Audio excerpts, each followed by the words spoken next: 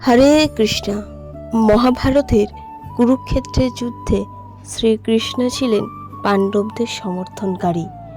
সেই শ্রীকৃষ্ণের পরিকল্পনা মাফিক নিহত হয়েছিল কৌরব পুত্রগণ, অর্থাৎ মাতা গান্ধারী শতপুত্রের জননী হয়েও শেষ পর্যন্ত পুত্রহারা শোকে শোকাকুল।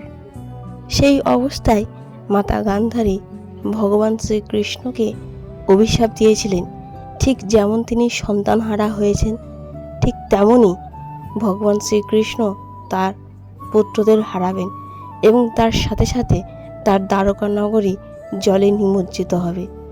সেই দ্বারকা নগরীর আজ এতদিনের সন্ধান পাওয়া গেল, তাকে উত্তোলনের ব্যবস্থা চলছে।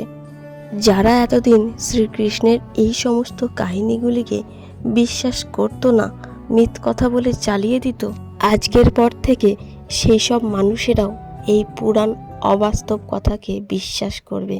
তাই শেষে বলুন হরে কৃষ্ণ।